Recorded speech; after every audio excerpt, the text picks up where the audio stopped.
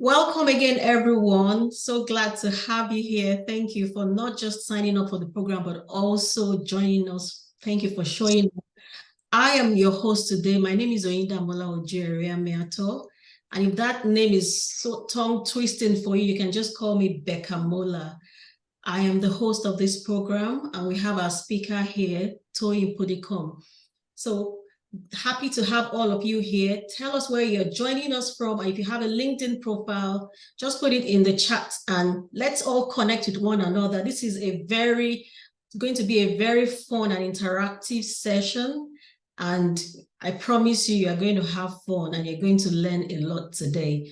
So please put in your name, where you're joining from. Okay, Grace is joining. Oh, you said you're a learning and development officer. Fantastic. And I can see your LinkedIn profile there. Adija is joining from Lagos. Great. Olumide is joining from Nigeria.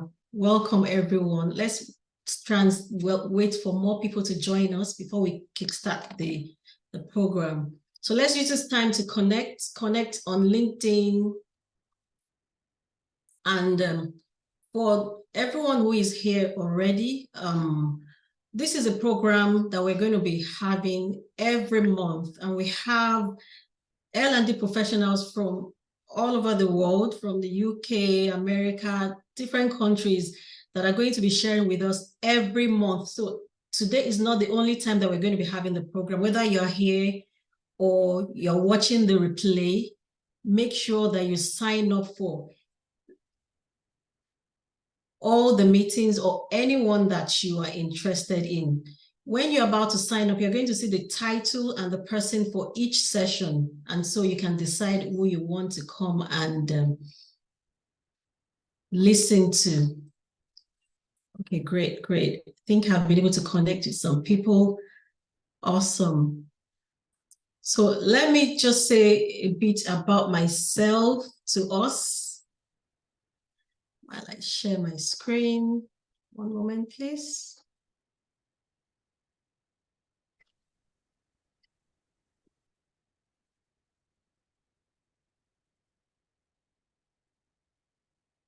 I'm going to be sharing my screen now.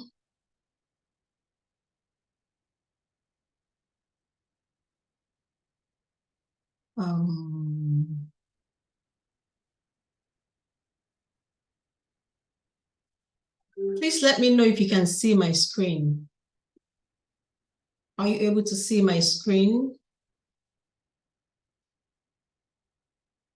If you have just joined us, right now we are sharing where we are joining from. And if you have a LinkedIn profile, please share it. Let's connect with you. Can you see my screen, please? Yes, okay, thank you. So my name again is Oyindamola Ojo-Eriamiatoe. You can call me Bekamola if my name is tongue twisting. I'm the Chief Learning Officer at Bekamola. I'm also the founder of the eLearning Designers Hub. This is an initiative that I started to help people transition to instructional design, basically to help people adopt e-learning and instructional design principles to be able to improve on their learning so that they can make more money for themselves, either as a freelancer or to be able to become a person of more value at your organization, thereby helping your organization increase their return on investment, which is something that can lead to a promotion for you. So this is my initiative. I have experience adopting learning to generate revenue in different ways, and this has been for over 10 years. Before I pivoted into tech, I was an event designer, and one of the things that I did with learning was to create a strategic learning program that helped my employees increase their performance, which led to customer satisfaction and in turn revenue increase. I've also been able to enhance my brand and increase my personal income through coaching and mentoring. I've been able to gain employment in a global corporate organization as an e-learning designer and of course, make more money for myself through that. And right now, I'm running a personal consultancy practice that provides learning solutions to other organizations.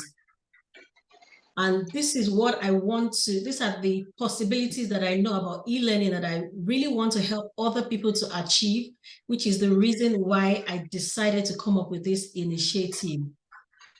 So if you're joining us, if you're just joining us, please, you have to write in the chat where you're joining from and put up your LinkedIn profile if you have any, so that we can connect with you. So my initiative used to be called Skill Up Initiative, in which I used to help people acquire skills in different tech skills. But now we are focusing on coaching and mentoring in only e-learning and instructional design. And this is so that we can give you the best. So the eLID series is to help us leverage e-learning and instructional design skills so that we can generate more income for ourselves and for organizations. We have, if you are not following us on Facebook, YouTube, Instagram, and LinkedIn, make sure you do that. I'm going to be sharing the link with you shortly. So the first thing we are going to do this evening, is to talk about the challenges that we face in our organizations in the adoption of e-learning. It's going to be an interactive session, and the person that will be anchoring this part is Mrs. Toyin Talks. Let's welcome her as she takes us through this session, where we're going to be basically talking about the challenges that L&D professionals face when they try to get the buy-in of the organization to probably invest in e-learning technology, or what challenges do we even face when we have when we are trying to get our learners to adopt, to engage with learning. What are the challenges? And these are the things that we want to talk about. So let's welcome Mrs. Toyin Talks. Welcome. Please introduce yourself. Tell us about yourself. And then we'll go into the questions. Thank you. All right, fantastic. Good evening, everyone. I hope you can all hear me. Am I audible? Damola, can you hear me? Yes, I can hear you loud and clear. Fantastic. Good evening, everyone, and welcome to this session. My name is Toyin Talks, like has been said. I'm an HR professional. I've been one for over 10 years, and I've had the privilege of managing the learning and development function in my organization for a couple of years. And so, like you, I have faced quite a number of challenges with the part of HR that everyone agrees is vital and important, but not as many people put the energy and the investment behind making learning and development as viable as it ought to be. Now, we're all living in the 21st century, and we know that technology has simplified things to a great extent. However, not many of our organizations have quite caught up with the technologies that are available. And living in Nigeria, a country like Nigeria, where I stay, we a greater percentage of our businesses are SME, and so owner-managed organizations are quite a number of them, and a lot of them tend to see learning and development as a cost as opposed to it being an investment. Now, I can see quite a number of us in the chat in the room. So I'd like to do a little bit of a poll. If you are an HR professional or have some involvement with L&D in your organization, could you please raise your hand? Let me see you here. If you have something to do with L&D, whether you're an HR professional, you're an L&D officer, or you're a manager that it approves learning and development trainings for your staff. Let me see your hand. Okay, I see Grace. Hello, Grace. I see you. Is it only Grace? in the room that has something to do with learning and development, either you manage the function or you have something to do with the function as an HR professional as part of your competencies, you have some contribution. I see Toyin too. I see Bukola too. Fantastic. I don't know if they can unmute or maybe they're going to go to the chat room. Can you tell us some of the challenges that you have faced as a learning and development professional in your organization? So Toyin, my namesake. Sorry, I'm going to join the Parapor here. No, Can you unmute? it's okay to unmute. Right. Let's make it All interactive. right. So Toyin, can you unmute and just tell us what sort of challenges you face in managing the L&D function in your organization? Okay, hello. Please confirm if you can hear me. Yes, I can hear you. My namesake. All How are right. you doing? I'm fine, thank you. Thank you for having me. So basically, I won't say this is a challenge for me because I'm very, very new into the HR profession. I'm just a year in, so I'm taking each process at a time. So I'm at the point where I need to actually develop a learning and development framework for my organization. So it's something that I put on my to-do list for the quarter. So one of the reasons I joined this session when I saw it is just kind of to get idea on how to go about it. So it's not something I would say is a challenge for me. So I'm just here to kind of learn from this session. Fantastic. Thanks. So you're welcome to the profession. You're in for a All right, wild thank ride. Bukola, let's hear from you. Thank you, Toyin. Bukola, let's hear from you. What have you faced? What have you seen? Whether it's good or bad or ugly as a learning and development All right, manager. thank you so much, Ms. Toyin. Thank you, Damola, for this initiative. All right, so for me, I would say the major challenge has been the fact that we are not really allowed to design the lessons ourselves. Like we are not allowed to, I work in a company where it is global. So all the design is coming from, from them over there, like out of the country, and then they just send it to you and want you to deliver the training with those. And then for me, it has been like a setback in a way because you don't get to practice this thing. You don't get to like design yourself. You don't get to use the different tools that are available. So I feel like it's when I saw this, when I saw the someone post this, I was like, okay, I think I need to join this. Let me understand what others do. Let me understand how they go about their design. Like I will not be here forever. I might just join an organization tomorrow. How do I go about it when I don't even get to do design? So that has been my major challenge with this. Thank you. Fantastic, Adebukola. I think this is really a session for you because you're going to learn how to do that. And I think the important thing is also when you work in a global organization, you have to understand that there's a standardization that comes with working there. They want everyone to do the same thing, essentially. So what they would do, I don't know if I can ask the question, do you have a team or a department dedicated to learning and development in your organization? Okay, yes, we have a team that is into learning and development.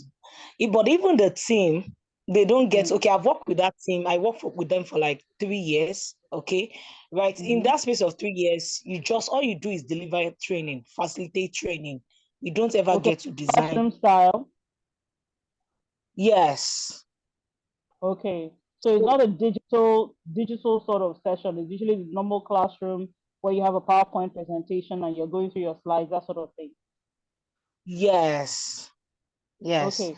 Has there ever been an occasion that anyone has suggested, can we acquire a learning management system or can we move our trainings to a digital format? Has that come up? Yeah, okay. One thing that we're made to know is that they want it to be international standard. So it has to be this way. So whatever you want to learn, you got to learn it outside. Sorry to use that word, outside of the organization. So it's like you train yourself, get the skills out there. We have a standard, we have what we do. So you just have to blend into what we do, that kind of thing. Okay, I see. So that is also part of the, I won't call it the challenge, but situations that you find on ground where people tend to stick with what has worked for them. So moving on to something different or accommodating something different might take a while to go through the relevant approvals before they're adopted. Now, you and I know, I believe, having faced COVID and having seen the value of learning during COVID. I mean, someone like me, when we were, during the lockdown, I was at home.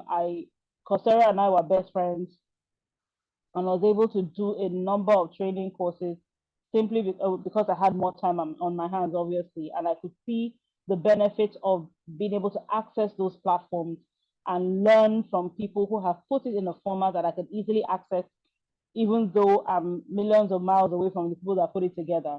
So digital learning in learning and development is crucial because it's of its high accessibility.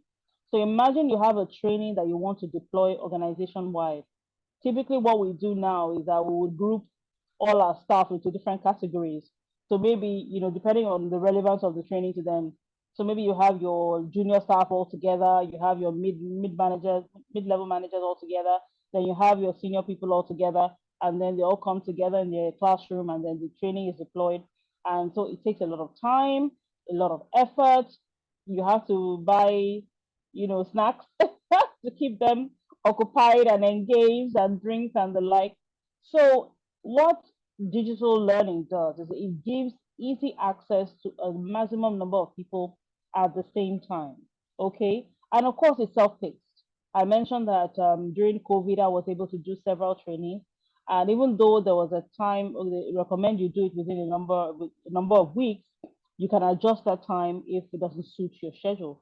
So it's self-paced, and that also makes it easier for your staff to to do the training when it's, well, I won't say convenient, because I mean, obviously they have other things to do and sometimes it's a challenge. But if you say, for instance, you have 4 weeks to complete this training, they can pick up where they left off. It's not like a class that they have to attend, and then if they don't attend the class, then they missed out on it. So it's self-paced, and that is extremely helpful. And so the other thing about digital training, because we have access to multiple sources of information. We had, of course, YouTube, we had our Google, and now we have ChatGPT. You can easily verify any information that is given to you. I mean, I can't oversell this because I know everyone here in this room also understands the utility of digital learning. Why I'm making a case for it is this: as time is going to go on, things are going to get even more fast-paced. And as things become fast-paced, it makes it more difficult to catch up. Will there be a place for classroom learning? Most definitely, because obviously we crave the human contact. We like the idea of, the cross-pollination of ideas when you go for an external training and there are a number of people. But the fact is that if you want it fast, you want it rich, and you want it as cost effective, then digital learning obviously is the way to go. Um, I mentioned that you can reach a larger number at once, and you can easily reskill or upskill. I don't know. Let me ask this question and throw this into the audience. In, let's say, the last year, how many of you have had to ask your staff to reskill or upskill in some specific areas? Now, I'm not talking about the training that you do L&D, you plan for training every year, but you've discovered that these people are lacking in this particular area, and then we have to deploy a training to bring them up to scratch. Has that happened to anyone this year so far? If it has, can I see your hand up? Whether it's you as an individual, I mean, some of you are in this class today because of that. You want to learn a new skill to help you do your job better. Or maybe for your staff, you have to deploy a training or send some people on training so that they can upskill or reskill. Is there anybody in the room that's had that experience? Welcome to those that have just joined us. I see Isaac, I see Kemisola, I see Tolu. Welcome. Is anybody here who has had that occasion? So maybe if that's the case, can I ask this question then? how does training work in your organization? Okay, Grace, I've noted your response. How does training work? Has somebody run me through the process of training within the organization, their own organization? Who can do that for me here? Okay, Uchenatu is joining us. Is anybody willing to run me through how training works in the organization? Because typically what we'd have your training needs analysis. Then when they've identified what training is needed, then your job as the HR professional or the person who is in charge of L&D or the manager is to search for a training that will mitigate whatever gap has been identified, and then you recommend or nominate the staff for that training, and then they go for that training and then they come back. That is the typical format. Can I get people in the chat to raise up your hand if that's what your experience is? What your experience is? Is that what happens? Is there something different you want to share with us? This is an interactive session because we're here trying to find solutions to our own situation. All right, Kemi Sola, you're here. Thank you so much. Kindly unmute and let's hear from you. Okay, good evening, everyone. Good evening, Kemi. Yes, I'm still learning this process. Everything you have said is actually what obtains where I work, but the difference is that I used to be okay, after the training needs analysis, you match them with other trainers, like maybe LMMM, Lagos Business School, Phillips Consult, all those people, Kendall, match them and then send them out for training. But in my organization, you are actually meant to do that training by yourself.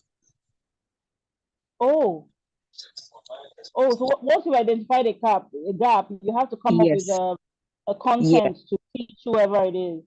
Yes. So we don't send anyone out. Oh, great. Can you share with us how you've been able to, how you've been doing this, how you've been able to, come up with training? What kind of platform do you use? What technology do you use? How have you been able to solve this issue really to do your job? Okay. We have a lot of internal resources. So we have an intranet, that is called VideoTube. For all of us in L&D, people upload their, the company pays a lot of money, for videos that has to do with customer service, that has to do with, the line of work we do. So it's uploaded. Okay. You have to go there and match them to your slides as it pertains to whatever it is you are going to be treating. So they're like pre-approved, so to speak. Yes. And then you now have to deploy. Yes. So when you now have to, use anything external, you have to use quotes. Like I've not seen where I can use a foreign video, I've not seen that. Like I said, I'm still less than a year here, so I'm still mitigating, but I haven't seen anyone use a foreign video for that. But yes, you can use foreign quotes as relates to the lecture. But basically, you are the one, the L&D manager, you will be the one doing the training, not sending them out for training. Wow. Okay, I guess the next question for me would be, how do you measure training impact following the training that you send people or that you deploy within your organization on a particular subject matter? How do you find out how well it's been adopted? Okay, we have how will I say, bespoke smart sheets. Okay. The bespoke smart sheets are, during the training, you send them to each participant, on Teams. So you send it to each participant. So as as you are finishing your training, they're giving you feedback, and then it's automated also. So as you're picking up what they are saying, it's an automated Excel sheet, and then you pick it and then submit it to the central office. So everything they Okay. say they can pick. Yes. Okay. So how does it feed into your performance management system now? How is it At the assessed end of whether or not the behavior has changed by virtue of the training? it will show. It will show. It will show in how they work. There's an assessment following the Yes. training. Is there a Yes. time frame for that? 3 months, 6 months? Is there any 3 sort of months. time frame for that? 3 months. 3 months. 3 months. Okay. Yes. What So format does that take? Is it a one-on-one, or you just look at their tasks in relation to the training that they attended? yes, they would look at their tasks in relation to the trainings that they have attended. At least your name is written there that you went for a training, and they will measure the impact with the job and see how you have improved. Okay. Oh, fantastic. That's a good one. I guess it Yes. works for now. Do you think that if you learn the skills to be able to deploy these trainings through e-learning, you're the one that did it, because, so that doesn't transgress the organizational culture? Is that something Yes. that we welcome? I haven't explored that option. But now that you have raised it, it's something I can ask about, I haven't explored that option. Okay. So Yes. well done. You're a hero so far. I think Damola wants to ask a question. Go ahead. Yeah, thank you, Kemisola, for that, for sharing your experience. I think that's a very good process you have in your organization. And the question I want to ask, I want to clarify first. You said you have to deliver the content yourself to them. You don't just ask them to go and watch the video. Is that correct? No, yes, actually, it's not all of them that have access. I have access because I'm in the learning and development unit. Okay. Mm. So Yes, how so does it's not. delivery really happen? Oh, like the last one we just finished, they are invited for training. Okay. So it's an depending on your location, because we have them in different locations. So everybody has to log on. And then if there are some managers in your location, those ones will sit physically in the class. Oh, But for managers in other locations, they will log on. So it's there, and then there's attendance. So as it's automated also, as your attendance is automated, because you have to justify why you're not on your desk. We don't do trainings during the weekend, it's during work hours. It's a minimum 2 hours, So you have to justify why you are not at your duty station, So yes, so everything is looked into in that regard. So there's an automated sheet for attendance. We don't even write on paper. Automated sheet for attendance and automated sheet for feedback. okay. Mm. Okay. Yes. That's interesting. So you're saying that somebody has to monitor the learners to ensure that they're actually watching the videos. You don't have any system in place on your learning system that can actually like track whether they're watching the videos or whether they have completed the videos. You don't have anything in place to do that automatically. We do. Once you log on, I get notified for the people I manage. Okay, Oh. so you really don't have to be there watching them, but you can get a notification. No, well, they have to be there, they have to be present when I'm doing the training. But when they have to watch it, like the certification and the recertification times, I get notified. So they can't lie about it. They know. So although some of them, they may not know, they send a message to when we send out the reports, and it's just a pass or fail. When we send out reports, and then like, no, you got media manager. I did this. Okay, fine. We go and check. It's going to tell us whether you did it or not. And then we will screen grab it and send it to your manager. This person hasn't done this thing. Oh, that's Okay. amazing. That's amazing. That's a good one. Yeah. Okay. I think Grace has a question. She has her hand up. Grace, can we hear from you? Okay, so I wanted to confirm, right, for the tool that you use, is it like a software that was built in-house, or is it like Zoom? Like on Zoom, you are able to download assignments. Is it like that kind of platform where like everybody has their videos turned on, so you're able to monitor the interactions, because one of the we have trainings in my office, and then when we have to run it virtually, we have everybody turn on their cameras. But turning on camera doesn't necessarily mean that the engagement is positive. People can turn it on and still be busy doing something entirely different on their systems. So how are you able to measure the productivity, like the quality of the training, knowing that, okay, this thing is done virtually, but and we can see that they are staring at their screens, but they are not, having to minimize the screen and do other things. Yeah, do you want to answer that, Toyin, or do you want me to answer it?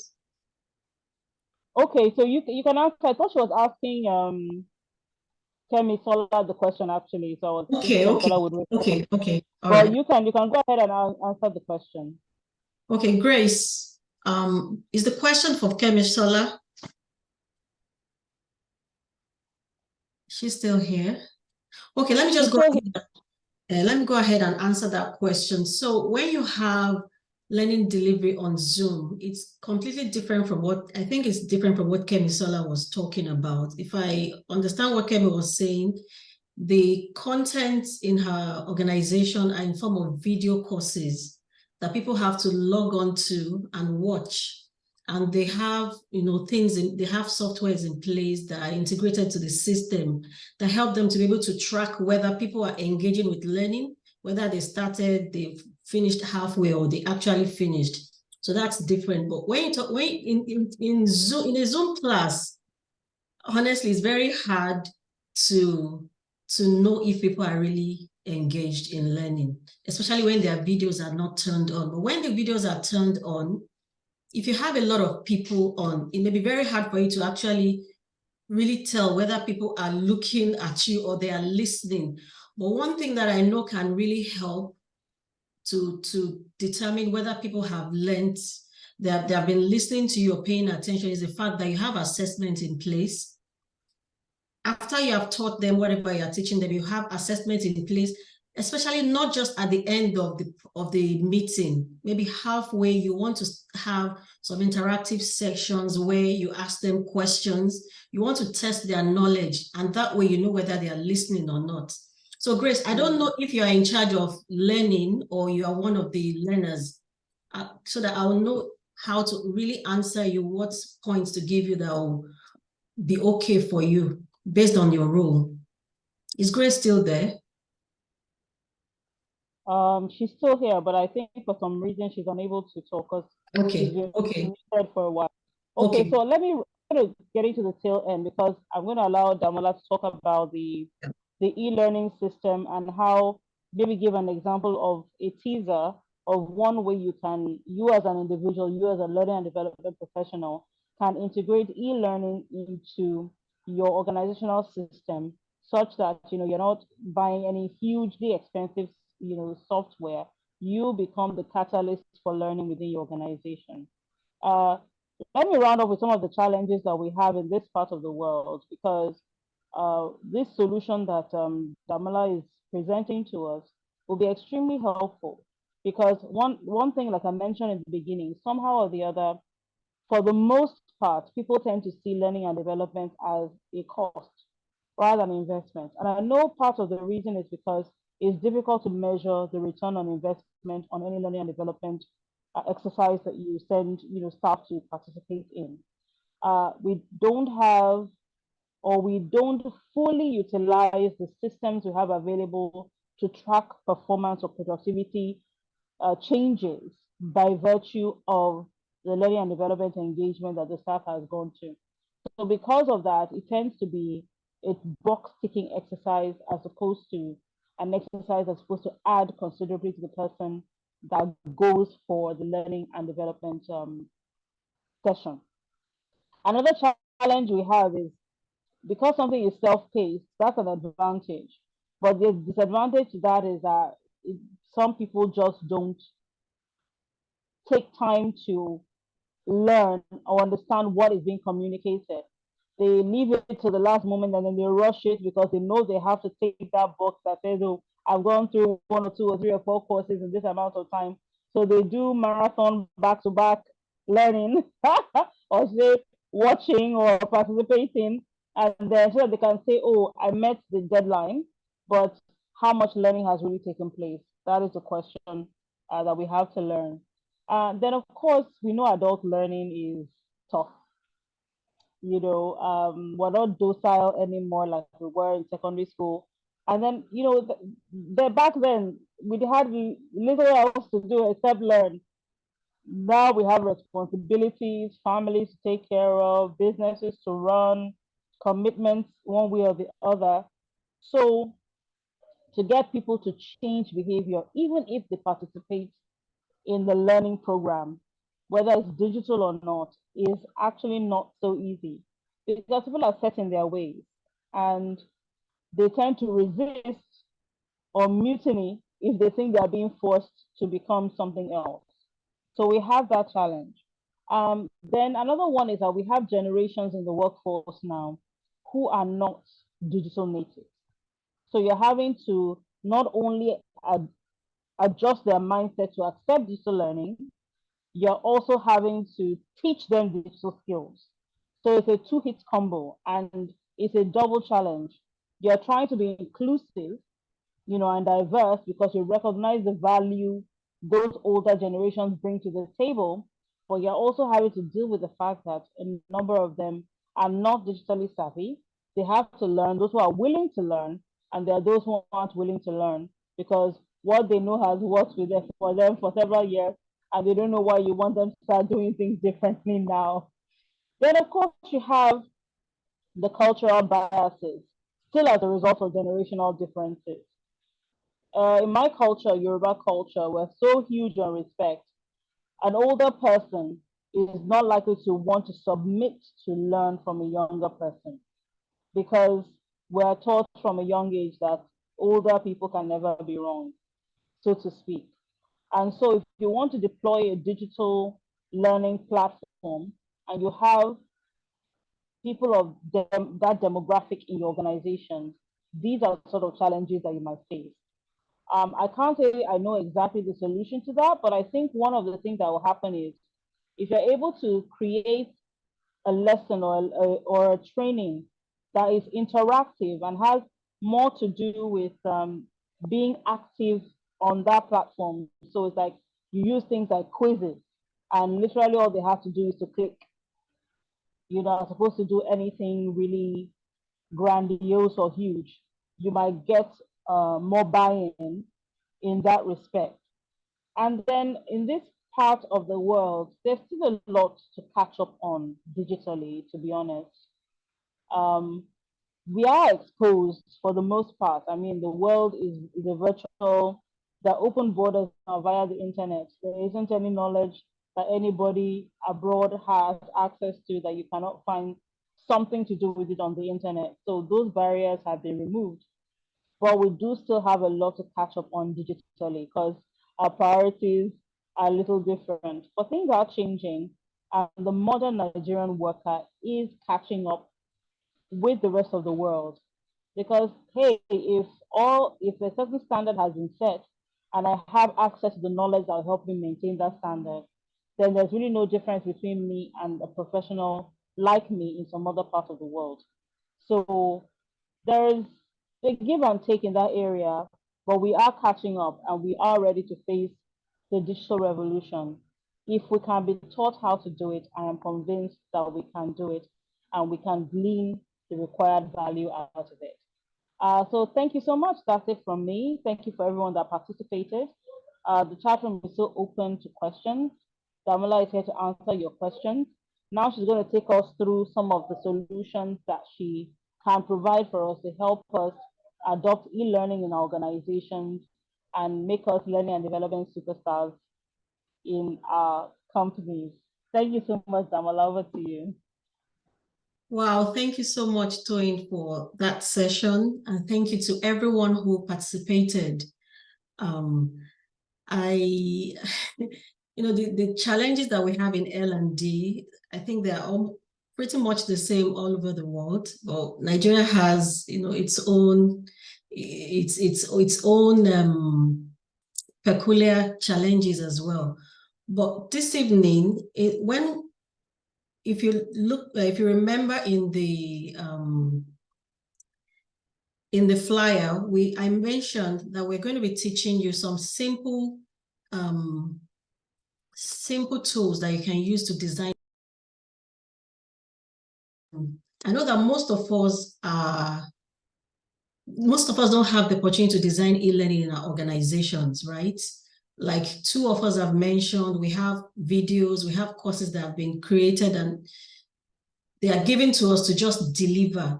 But I'm just wondering, I have this question for many of us. Has any one of us actually identified any gap in our organization that we know that learning a particular skill is the solution to that problem, but our organization has not actually been able to solve it with the kind of content that they've given us? Is there anyone that has such a situation in the organization? Is there anyone?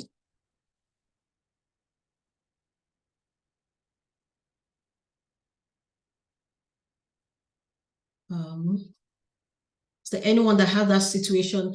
Let me ask, Kemisola, are you still here? Kemisola? Yes, I am. Yep. Good Okay, evening. Yeah, good evening. I want to ask, so those video courses that they give, that the company provides, do they really solve the problems that they are meant to solve? The content, are they really relevant to the issues, really? Or do you think there's need for some form of improvement, whether in the content or the way the delivery is done or the design of the course itself? Do you think there's any gap anywhere? Well, so far it's worked in the organization, so that's why I feel they have improved on it. I imagine this wasn't how it was a few years ago. Like I said, I'm less than a year in the system. Okay. So, but from what I understand, from the training needs, I guess that's where videos are done. So they have, like the content is created based on feedbacks. Yeah, sure. Okay. Thank you for that response. Is there anyone else that has any other response to that? Is there any challenge in your organization and you feel that the content that is being given to you does not really solve the problem or is not really relevant to the kind of skill that you should be having? Is there anyone that has a situation like that?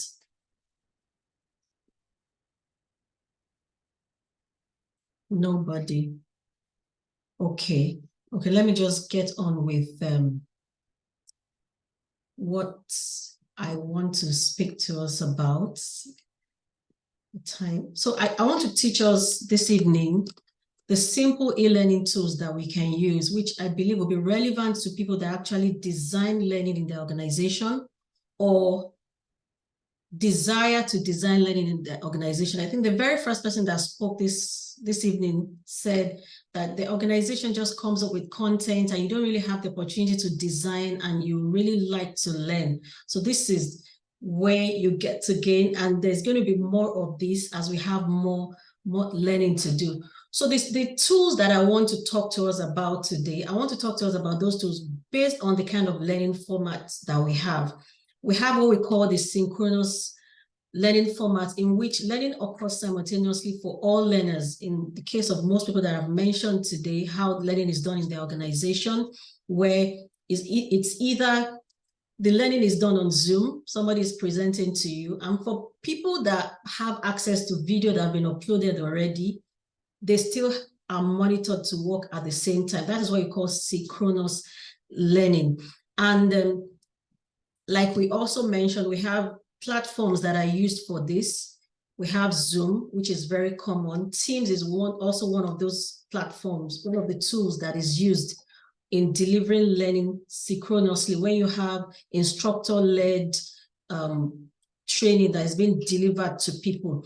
And the tools that are also used to design this content before the learning is done, either face-to-face or virtually, tools like PowerPoint, Canva, and other simple tools. I don't want to overwhelm us with too many tools today. And then the other type of learning format that many of us are probably familiar with is the asynchronous learning format, in which you do your independent, self-managed learning. I know that, like Kemisola mentioned today, her organization actually has they have a learning platform where they uploaded videos. These videos are videos that have been pre-recorded or pre-developed, and they are meant to be engaged with by learners at any time, really. But I guess the organization doesn't trust that these learners can partake in learning, or would actually partake in learning, and so they still monitor them. But ideally, when you have those kind of content, what you want to have are, tools like XAPI. It's called XAPI. It's a tool that you integrate to your learning system that helps you to be able to know when someone engages with learning, how long they are on the learning, what they have done, did they complete it. You can track learning to every detail of it. So if, for example, Kevisola, it's been very, very, tiring for you to have to monitor people to ensure that they do learning. That is something you want to advise your organization to try and invest in. XAPI, it's more like a tool. Once it's integrated to the learning system, you don't need to be there when they are learning. You don't, just let them know when they need to come. And you also said that when they sign in, when they clock in, you are able to know. When they clock out, you are able to know. But this XAPI gives you more details about what they are clicking on or what they are not clicking on. You're able to know whether a video that takes 5 minutes, maybe they just scroll through in 2 minutes and check the box. You are able to know. Such a tool would help your organization to monitor how learners are learning, and someone like you can now invest your time in more meaningful activities. So these platforms, we have LMS, which stands for Learning Management System, and Learning Experience System. I know that a lot of organizations actually invest in learning management systems because these are systems that you use to upload your content on. You register people can register, they can go and take learning, they can do assessments, and then you can track those. A learning experience system does much more than that, and that is the one that helps you to be able to you can have content that are interactive, not just content that are like videos and then you have assessment. There are some contents, for example, that we call scenario-based learning, in which you have a simulation of a real life experience in your learning, where learners can, after they've watched either a video or they've watched the content, in the assessment, you present the assessment in such a way that you give them a challenge as if it's in real life.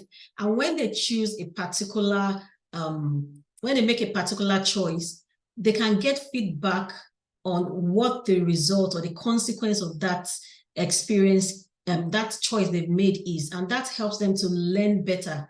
If they choose a wrong answer, they get a response, a feedback that tells them, no, that is the wrong answer, and this is why. If you make this choice, this is what will go wrong. If they make the right choice, they get a feedback that tells them. So those kind of learning helps your learners to be able to interact with learning more. They actually want to learn more, and it's more like gamification. They are clicking things, and then they are making choices. They are getting the results, and then that is another thing that I'll encourage, that we ask if we have opportunity to talk to the leadership of our organization concerning L&D, you want them to invest in content that are not just like videos or PDF files, but content that are interactive. And that is where you can come in, honestly. I know that organizations many times feel that, okay, like Toyin said earlier, learning is like, they don't see learning as an investment that can help them generate more return on investment, right? But you are the ones that can be the champion for this, to let them understand that For example, in an organization where you know that a lot of people, you have to, like Toyin said earlier, you have to actually buy food for some people before they can engage in learning. If you can get your organizations to invest in learnings that are interactive, you're going to have less problem doing that. And then, like I mentioned earlier, talking about tools that help you track learning properly. And the development tools for this kind of asynchronous learning would be like PowerPoint. You can create some interactive PowerPoints with interactive learning with PowerPoint, Articulate, Elucidate, Genially, and some other content, some other authoring tools. And these are one of the things that this initiative wants to help L&D professionals learn, how to use tools to create learning content that are interactive, that helps learners not just to tick the box, but the learning takes place and there's retention of learning as well. And when that happens, the change that you want to happen in their performance would happen easily. So let me move to the next one. So the next learning format that I want to talk about tonight is the social learning. So social learning is a collaborative peer-to-peer learning that involves knowledge sharing, group assignment, group projects. I don't know if there is anyone here that their organization actually is involved in peer-to-peer learning. Is it all about, signing up to an LMS, a learning platform, and then you just do your own part of the learning and then you move on? Is there anyone here that has been involved in any form of group work or knowledge sharing that is peer-to-peer? Is there anyone? Okay, so this is another type of learning that can help your learners to engage, not only engage in learning, but learning happens and there's retention of learning. And like I said earlier, it's very, very easy for them to have their behavior changed. And when behaviors change, they do their work better. And when they do their work better, what happens? Customers are happy, with your organization, because when you do you're serving customers, right? You're serving customers in your business and you're also trying to generate revenues. When this happens, it is going to be very easy. So we have tools like community platforms, like there's some community platforms like Slack, and then Zoom is another place where synchronous learning happens. For example, if your organization is involved in a project where you have to learn together, you can go into breakout rooms on Zoom. You can make use of Mural. Mural is a collaborative tool that doesn't require that you show your face, but you can collaborate, you can share ideas, you can do brainstorming on Mural, and of course, MS Office, PowerPoint, Excel, and Zoom. These are very, very simple tools that we are familiar with. We know them, but we really don't know how much we can achieve with them if we make use of them in our learning. So, and that brings me to talk about a free webinar that I'm going to be organizing very soon. I sent a mail to us earlier this week concerning a task. I asked that some people should, if you want to be able to have access to that free webinar in which I'll teach you how to create a scenario-based e-learning.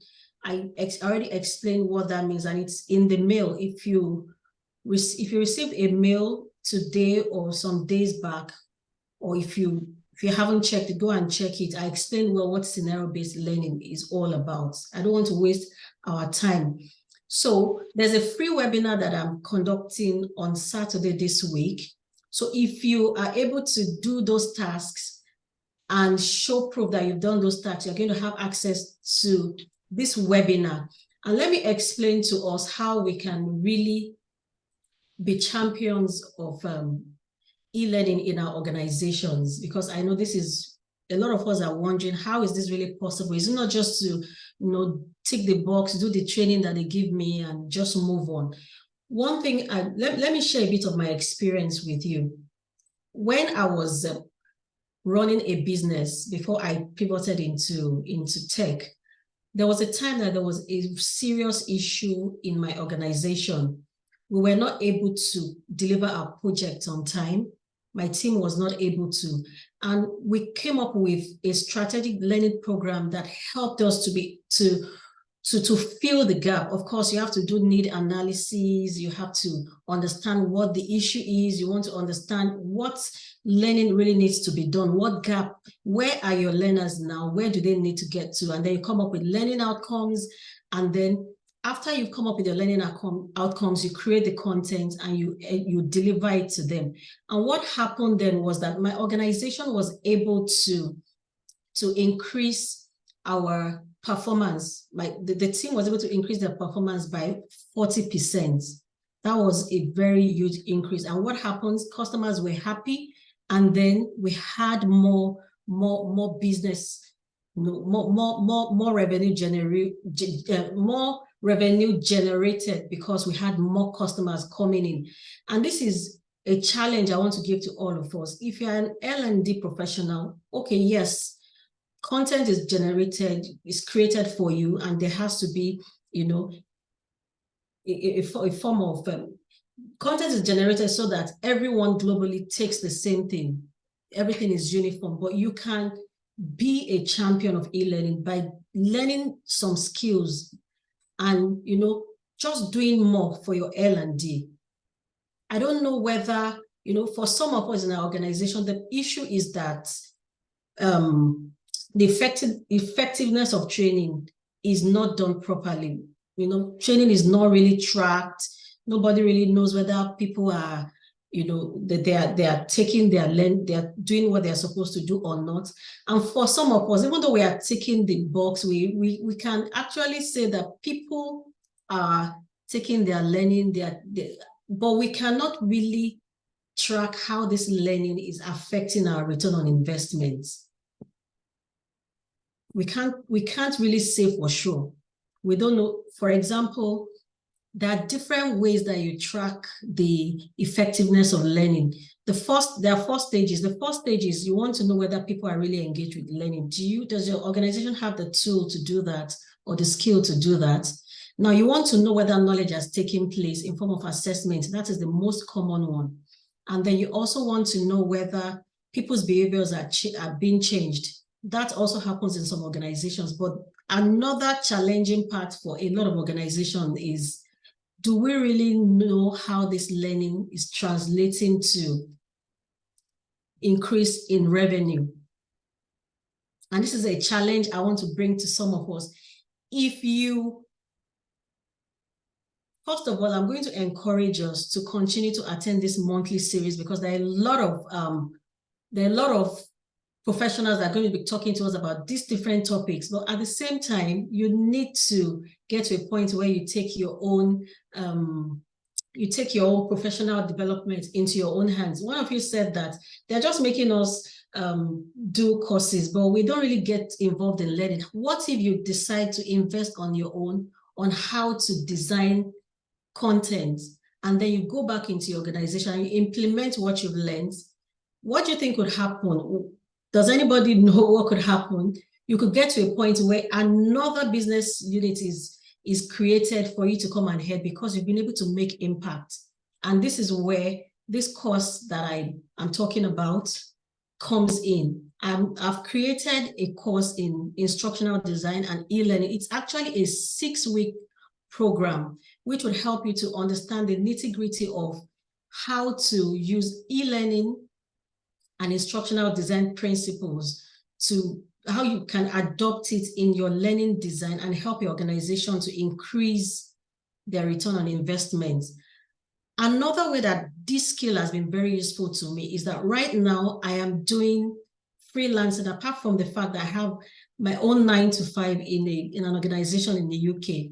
I also do freelancing for other smaller organizations that cannot, afford to have an L&D unit and I'm making extra money, one of the ways that this skill has also been useful to me is the fact that I've created courses on a skill that I have, and I've sold those skills, those courses, and made money with it.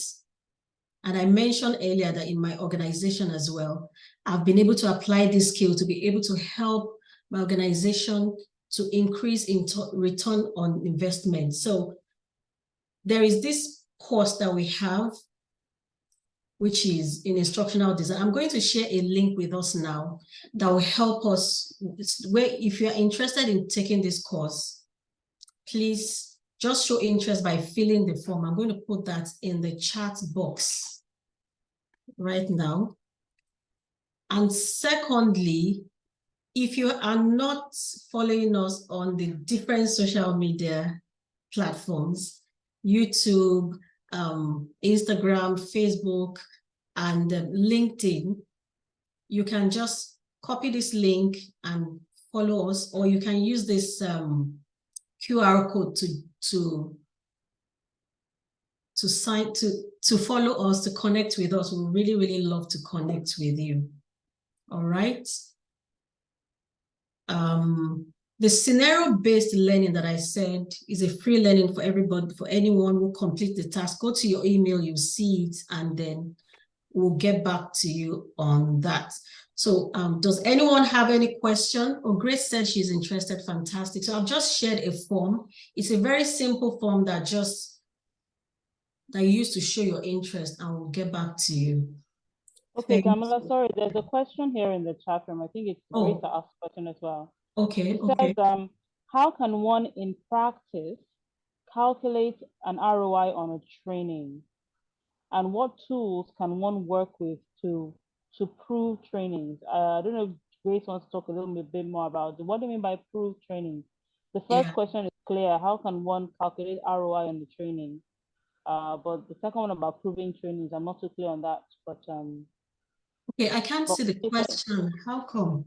How can one in practice calculate an ROI on training? Okay, so the second part of it, she already answered. That was when she was making reference to Zaki, Canva, and the other ones. Okay. So yes, the second question has been answered already. Okay, so which one haven't I answered? How can you in practice? Okay, go ahead and ask your question. Okay. Oh, I said, so how can one in practice calculate the return on investment, for trainings? Because like I've gone through different templates. I've seen, so give them the survey, pre-training and post-training. I've seen give them some time, maybe 2 months or 3 months to evaluate, how well they've been able to implement the trainings. And then you put in the cost of the training and you divide this and that.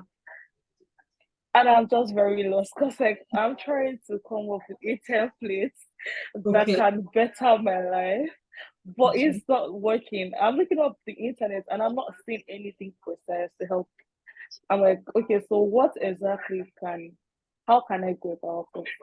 Okay, so thank you for the question and all the other things that you mentioned. So calculating return on investment is not something that you just do.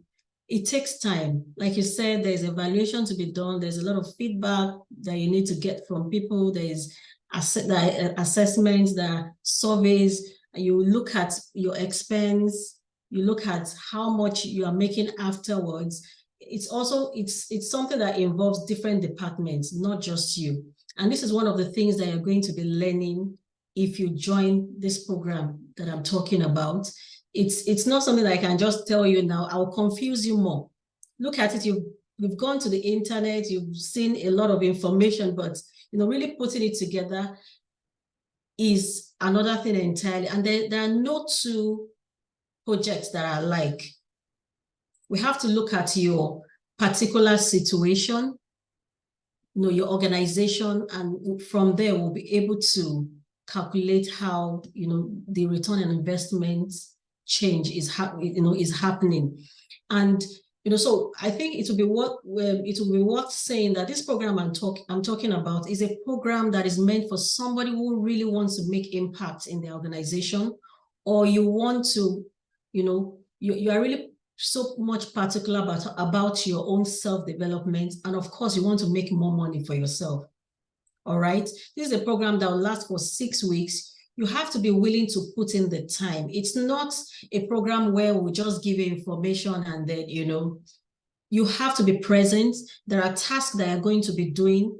Apart from learning the concepts, learning the concepts, learning the theories and all, you are going to be involved in projects, real life projects, in which we will have a situation. For example, if you're in an organization and you're able to bring the situation in your organization, we can look at it. We'll do an audit. We'll look at, there are a lot of things that we need to do. We need to even ensure that the need analysis that was done by your organization was done properly.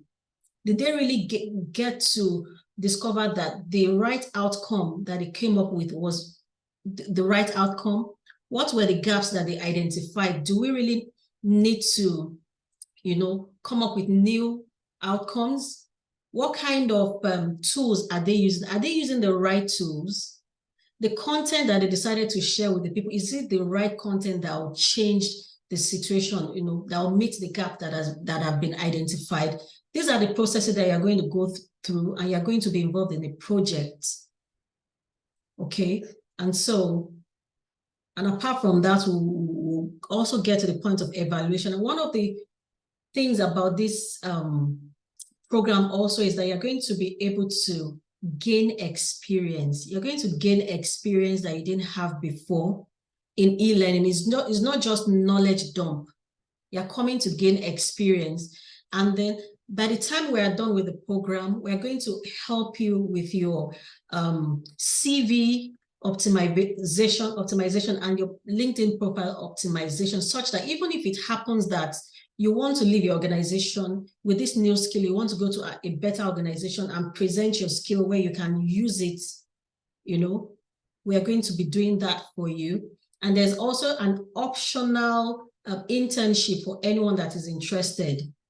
After we've been involved in the program for 6 weeks, if you want an internship experience in which you can gain more experience by working with an organization, applying this knowledge and skill that you're going to be getting, that is also part of the program.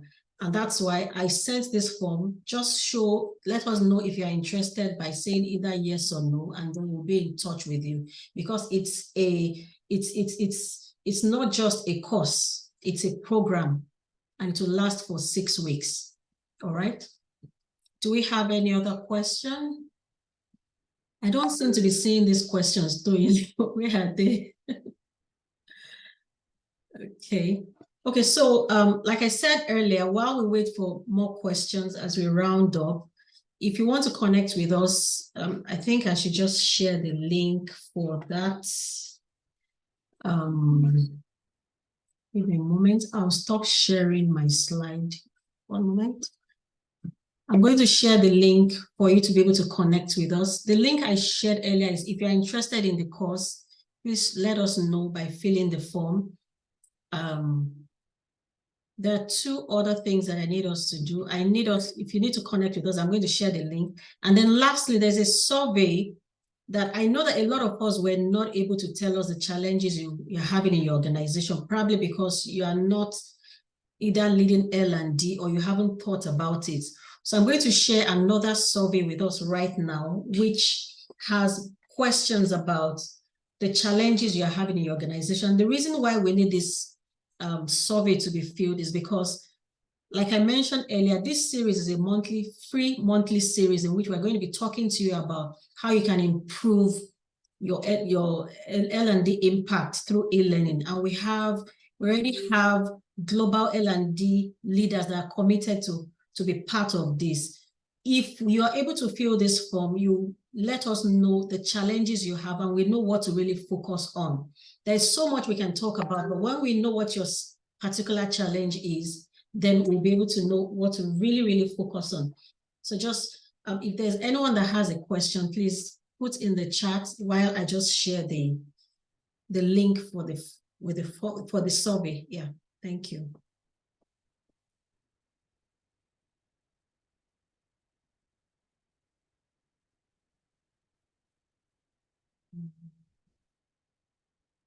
Toyin, do you have any more comments as we round up?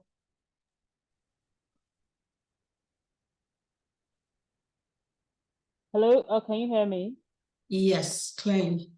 Okay, fantastic. I don't have any more comments, but I just wanted to encourage people to be part of this L&D community, because you can imagine that as the world of work continues to change, there'll be occasion for people to continue to be at the cutting edge of their own spaces, and that means a lot of learning. And if you're able to be a solutions provider in that space, I think that to be a great advantage to you in your career.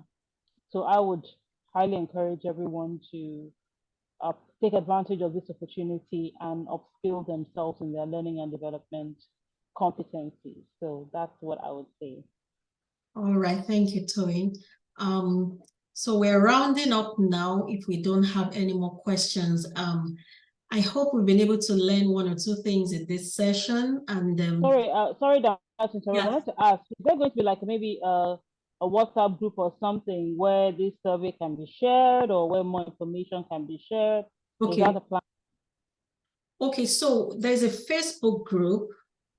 There's a Facebook group which, if you click on the Linktree link and join the Facebook group, we share things in that group. That's the name of the group is the eLearning Designers Hub Africa.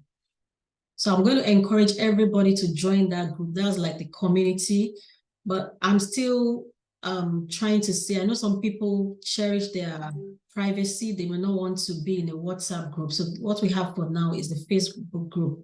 So if you can join that group, I'm going to share the link for the survey there. I've already put it here. If you click on it, you can just, you'll be able to fill the survey. But if you join that group, if you go to the Linktree, it says Linktree/Beccamola, all the links to our social media platforms and website, everything is there. You just choose the one you're interested in. And then, so on the Facebook group, I'll share the survey again. Yeah, I'll do that.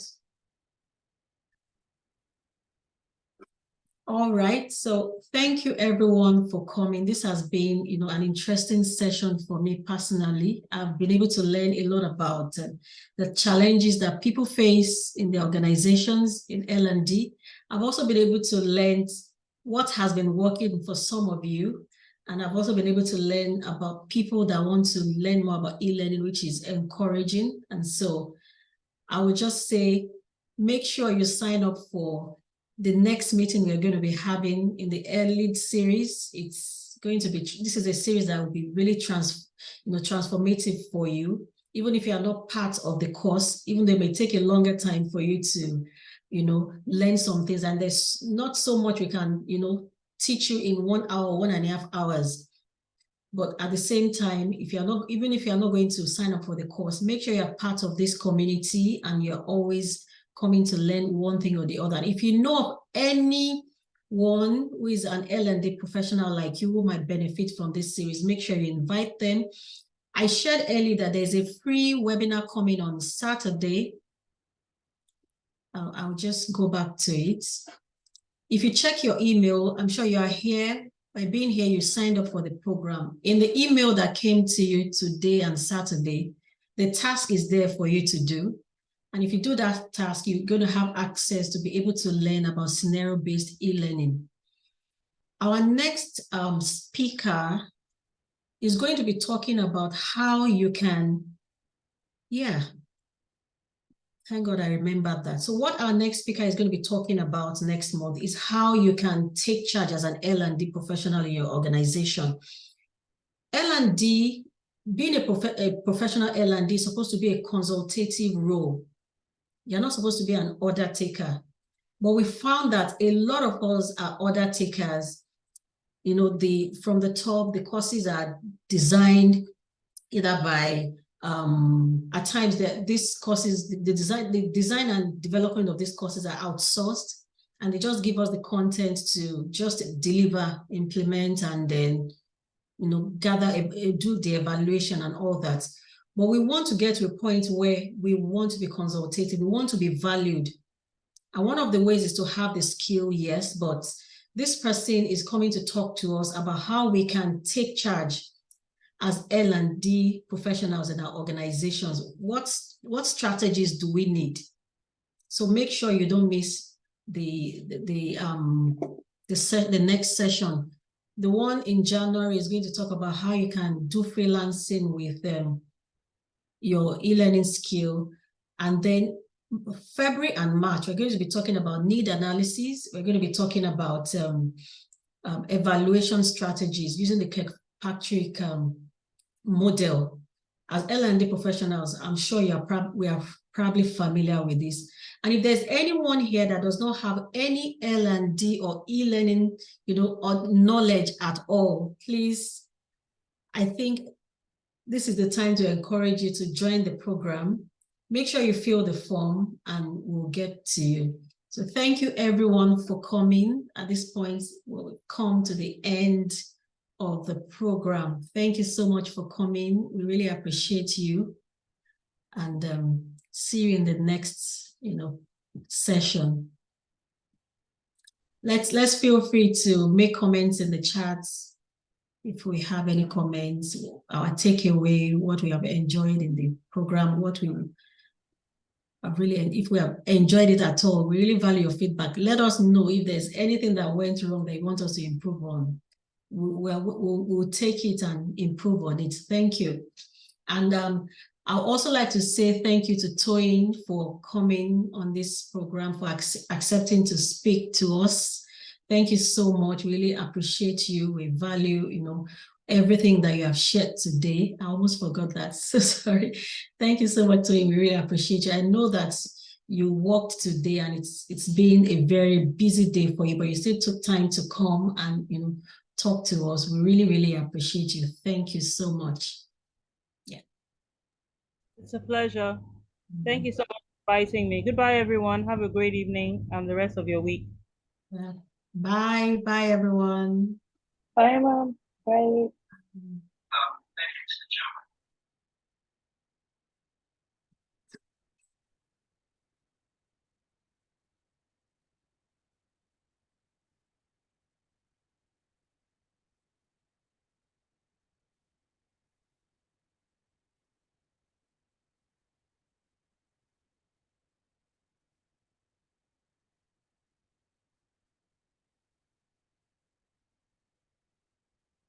Yeah, thank you, Ade Bukola.